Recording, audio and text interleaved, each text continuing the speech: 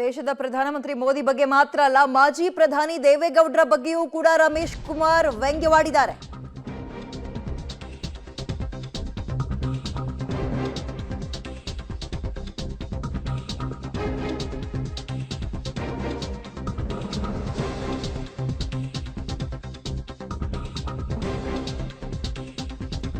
ಚೆನ್ನಾಗಿ ಬದುಕಿದವರಿಗೆ ಎಂಥ ಪರಿಸ್ಥಿತಿ ಬಂದ್ಬಿಡ್ತು, ಎಂಥ ಗತಿ ಬಂತು. ಬಿಜೆಪಿ ಜೊತೆ ಮೈತ್ರಿಗೆ ಈ ರೀತಿಯಾಗಿ ರಮೇಶ್ ಕುಮಾರ್ ವ್ಯಂಗ್ಯವಾಡಿದ್ದಾರೆ. ಜೆಡಿಎಸ್ಗೆ ದೇವೇಗೌಡರ ನೆರಳಿಗೆ ಹೋಗಿ ಚೆನ್ನಾಗಿದ್ದವರು ಯಾರೂ ಇಲ್ಲ. 3 ಸೀಟಲ್ಲಿ ಒಂದು ಮಗಂಗೆ, ಇನ್ನೊಂದು ಮೊಮ್ಮಗನಿಗೆ, ಇನ್ನೊಂದು ಬಿಜೆಪಿ ಕೋಟಾದಲ್ಲಿ ಅಥವಾ ಬಿಜೆಪಿ ಲೆಕ್ಕದಲ್ಲಿ ಅಳಿಯನಿಗೂ ಸೀಟ್ ಕೊಡಿಸ್ಬಿಟ್ರು. ಇವ್ರ ಹಣೆ ಬರಕ್ಕೆ ಬಿಜೆಪಿ ಅವರ ಹತ್ರ ಹೋಗಿ ಸಲಾಂ ಹೊಡಿತಾ ಇದ್ದಾರೆ ಅಂತ ದೇವೇಗೌಡರ ಬಗ್ಗೆ ರಮೇಶ್ ಕುಮಾರ್ ಟೀಕಿಸಿದ್ದಾರೆ.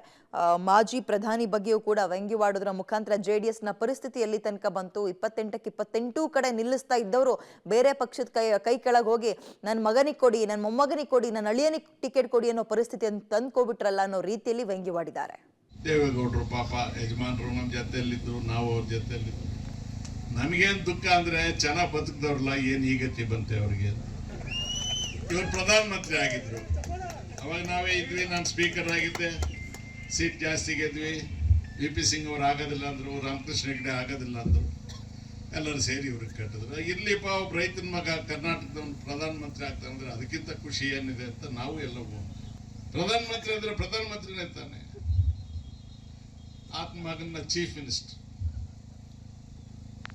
ತಂದೆ ಪ್ರಧಾನಮಂತ್ರಿ, ಮಗ ಮುಖ್ಯಮಂತ್ರಿ, ಸೇರಿದ್ದು ಯಾರ ಜೊತೆಗೆ? ಬಿಜೆಪಿ ಜೊತೆಗೆ. ಟೋಟಲ್ ಸೀಟ್ ಎಷ್ಟು ಕರ್ನಾಟಕದಲ್ಲಿ ಪಾರ್ಲಿಮೆಂಟ್ಗೆ? 28. 20 ಸೀಟ್ರಲ್ಲಿ ಇವ್ರು ತಗೊಂಡಿದ್ದೆಷ್ಟು? ಒಬ್ಬ ಪ್ರಧಾನಮಂತ್ರಿ, ಒಬ್ಬ ಮುಖ್ಯಮಂತ್ರಿ, 28ರಲ್ಲಿ ಕೇಳಿದ್ದು 3, ಅದರಲ್ಲಿ 2 ಯಾರಿಗೆ? ಓಕೆ, ಒಂದ್ ಕಡೆ ಮತ ಕೇಳುವಂತಹ ವಿಚಾರ, ಮಗದೊಂದು ಕಡೆ ಬೇರೆ ಪಕ್ಷದವರನ್ನ ಮತ್ತು ಬೇರೆ ಪಕ್ಷವನ್ನ ಟೀಕಿಸುವಂತಹ ಲೆಕ್ಕಾಚಾರ ಅಂತ ಬಂದಾಗ ಜೆಡಿಎಸ್ಗೆ ಬಂದಿರುವ ಪರಿಸ್ಥಿತಿ ಎಂಥದ್ದು.